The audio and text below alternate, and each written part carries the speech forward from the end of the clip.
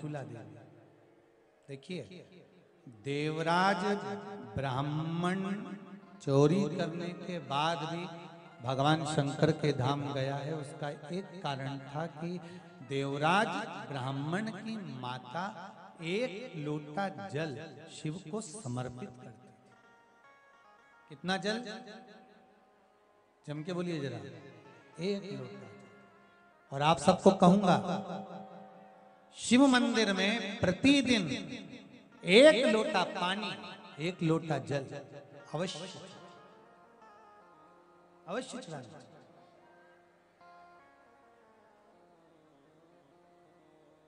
एक लोटा पानी भगवान शंकर को अवश्य। क्या होता है? 3 दोष समाप्त होते हैं एक लोटा पानी शिव जी को चढ़ाने से। 3 दोष। पहला पितृदोष, दूसरा वास्तु दोष और तीसरा कालसर्प दोष। जब हम घर में से जल लेकर जाते हैं तो हमारे घर का पानी जब जाता है तो घर का जो वास्तु केंद्र होता है वो रसोई घर होता है। रसोई घर में से जल ले जाकर शिव जी को चढ़ाते हैं तो उससे वास्तु दोष समाप्त होता है। दूसरे नंबर पर है पितृदोष। घर का जो मटका होता है, परिंडा होता है, हंडा होता है, वो पितरों का स्थान होता है। उस पितरों के स्थान पर जो जल भरा होता है उसमें से अगर भाग भगवान शिव को चढ़ाया जाए तो पितरों का देवता आर्यमा भगवान शंकर के कहने पर चलता है। इसलिए वो भाग जब शिव को प्राप्त होता है तो आर्यमा संतुष्ट होकर पितरों को भी फल प्रदान करता है। तीसरे नंबर पर कालसर्प दोष। भगवान शंकर को एक लोटा पानी अगर चढ़ा रहे हो, भगवान शिव पर एक लोटा पात्र जल का अगर चढ़ा रहे हो तो आपका कालसर्प दोष समाप्त। कालसर्प दोष होता कैसे? शंकर भगवान का चढ़ा हुआ जल तुलसी जी में चढ़ाने से पत्रिका में कालसर्प दोष हो जाता है। जैसे माँ जो होती है ना, घर की जो माँ होती है, अगर गर्भ में बच्चा है, गर्भ में संतान है, और वो शिव जी पर अगर एक लोटा पानी जैसे शंकर जी पर जल चढ़ाया, थाली में सारे भगवान को निला लिया, गणेश जी, देवी जी, शंकर जी, सारे देवताओं को एक ही थाली में रखकर स्नान कराकर वो शंकर का चढ़ा हुआ जल जब चढ़ाया जाता है तुलसी जी में ले जाकर लोग डाल देते हैं, उससे जो बच्चा जन्म लेता है उस बच्चे की पत्रिका में कालसर्प दोष आ जाता है।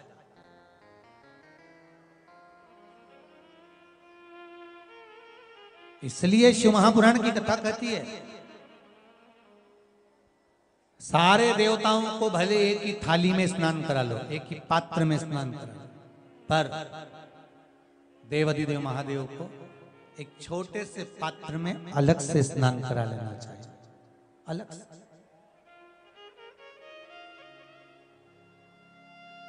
और उस पात्र का जल शिव जी को समर्पित करा हुआ जल तुलसी जी में नहीं डालना। तुम्हारे घर में जो पौधा हो, जो पौधा हो आपके घर, आप उसको उसमें समर्पित कर दो। जैसे बेलपत्री चढ़ाने के बाद जल चढ़ाना या जल चढ़ाकर बेलपत्र चढ़ाना। एक पत्र है, बड़ा सुंदर है, छोटा सा भाव, प्रश्न अच्छा है, आप सबके हित का।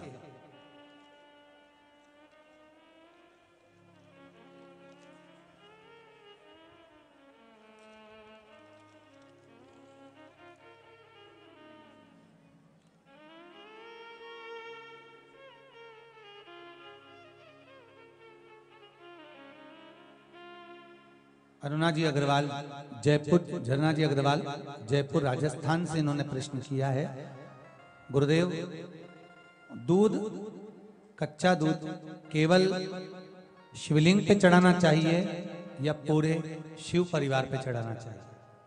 प्रश्न अच्छा है। और शिव महापुराण की कथा रुद्राक्ष उत्सव चल रहा है तो आप उसको समझें। दूध केवल शिवलिंग पे चढ़ाना चाहिए या जो शिवलिंग के आसपास में सभी परिवार विराजमान होता है उस पे भी चढ़ाना चाहिए? अगर लिंग पुराण आप उठाकर देखेंगे तो लिंग पुराण में एक बड़ा सुंदर संवाद आता है जिसमें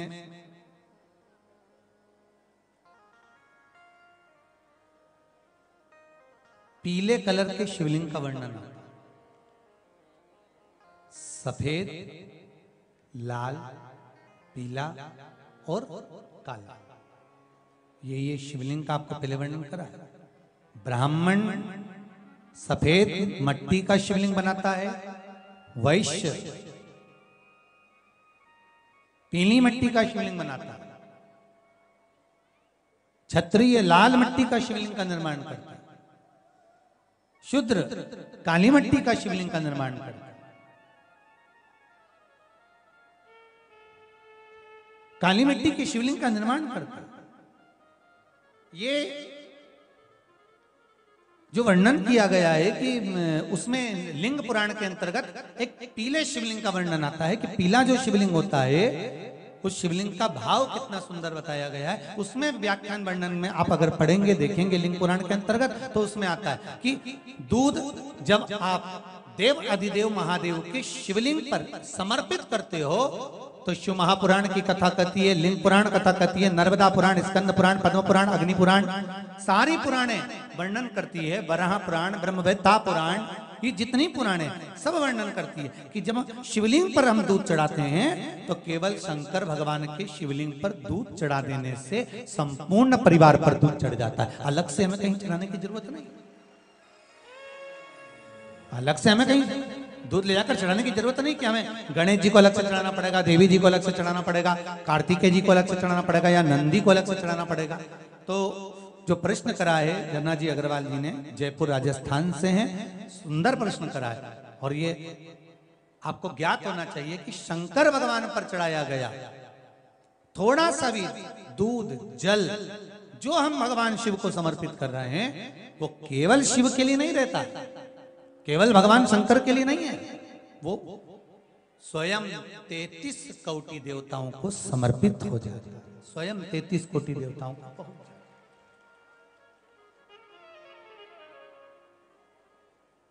अलग से देने की जरूरत नहीं होती।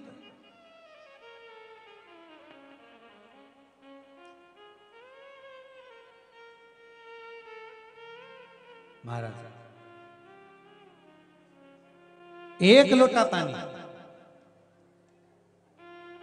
बेलपत्री आप शिवलिंग पर पहले चढ़ा रहे हैं, उसके बाद जल चढ़ा रहे हैं। दूसरा, जल चढ़ाने के बाद बेलपत्र चढ़ा रहे हैं। ये दो अलग अलग क्रम है शंकर भगवान की पूजन के। आप समझ लीजिएगा जरा, ये प्रसंग कभी नहीं आया, आज आया है तो उसको समझ।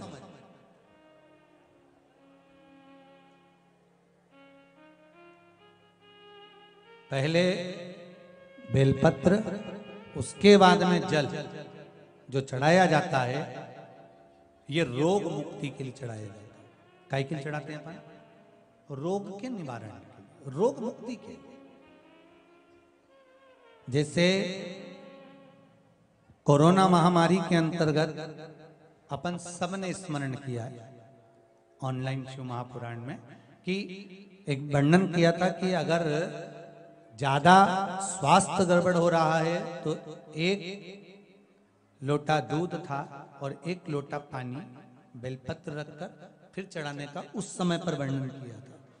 आप लोगों ने, कई लोगों ने उसको किया भी और उसका लाभ आपको मिला। उसी तरह आप शिव मंदिर में जाकर दर्शन करेंगे तो दो चीजें अपने को दर्शन करने को मिलेगी। एक भक्त आता है शंकर जी के मंदिर में, लोग भाव से पहुंचते हैं तो पहले वो क्या करते हैं, पहले बेलपत्री चढ़ा देते हैं फिर जल चढ़ा देते हैं। और एक भक्त जो शिव मंदिर में पहुंचता है पहले जल चढ़ाता है फिर बेलपत्र चढ़ाता है। दोनों का अलग अलग क्रम है, दोनों का अलग अलग भाव वर्णन है। पहला, अगर बेलपत्र चढ़ाया है और उसके बाद अगर शंकर भगवान पे जल चढ़ा रहे हो तो ये रोग मुक्ति के लिए होता है। जैसे बड़े रोग किसी को हो जाए, रोग किसी को घेर ले तो वो बेलपत्री चढ़ाने के बाद फिर जल चढ़ाएगा तो उसको रोग थम जाएगा और फिर वो रोग आगे नहीं बढ़ेगा, आगे नहीं बढ़ेगा। रोगों को थामने के लिए बेलपत्री पहले फिर जल। और जब कुछ कार्य के लिए आप, सिद्धता के लिए आप, अच्छे कार्य के लिए आप, मन की प्रसन्नता के लिए, आनंदता के लिए आप शिव आराधना कर रहे हो, आप शंकर की आराधना कर रहे हो, तो आप जल चढ़ाकर फिर बेलपत्री चढ़ाए, उसका लाभ आनंद में। आपने जल चढ़ाया, उसके बाद बेलपत्र चढ़ाया।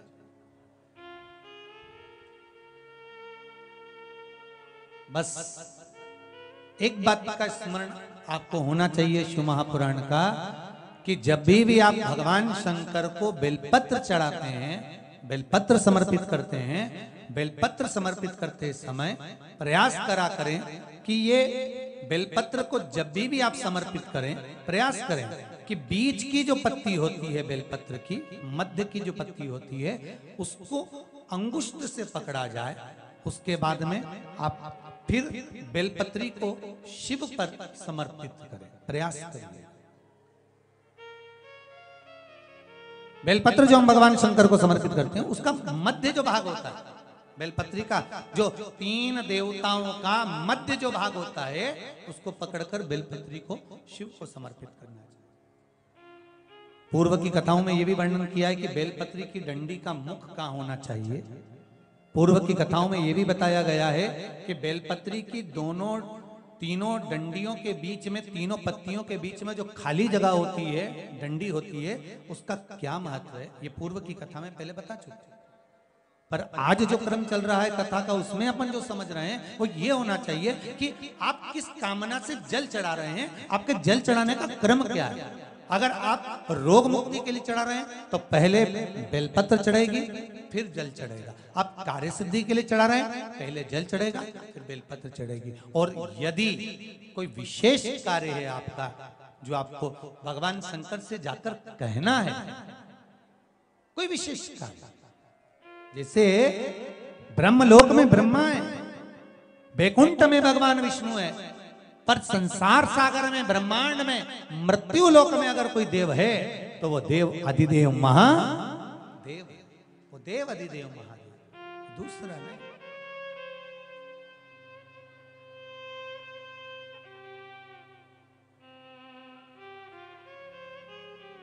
कोई दूसरा नहीं है। भगवान दया करना, मैं तेरे भरोसे हूँ। भोलेनाथ दया करना, मैं तेरे भरोसे हूँ। ना घर के भरोसे हूँ, ना परिवार के भरोसे हो। सब गाइए। ना घर के भरोसे हो, ना परिवार के भरोसे हो। भोलेनाथ दया करना, मैं तेरे भरोसे हूँ। भोलेनाथ दया करना, मैं तेरे भरोसे हूँ। जिसको एक भरोसा होता है शंकर का, भगवान का एक भरोसा होता है, दिखता नहीं है, दिखता नहीं है।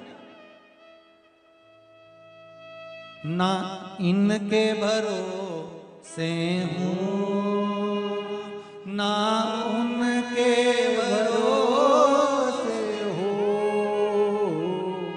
ना इनके भरोसे हूँ, ना उनके भरोसे हूँ।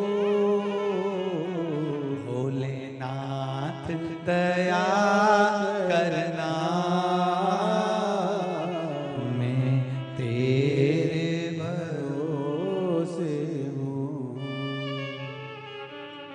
भोलेनाथ दया करना,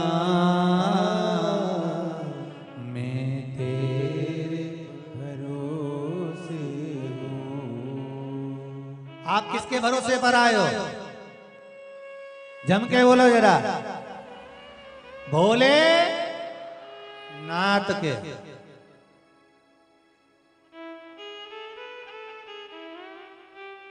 शिव के भरोसे, और जो उसके भरोसे पर रहता है फिर वो साधता, उसको साधना होता। और देखो रे भाई, शिव साधे भोलेनाथ दया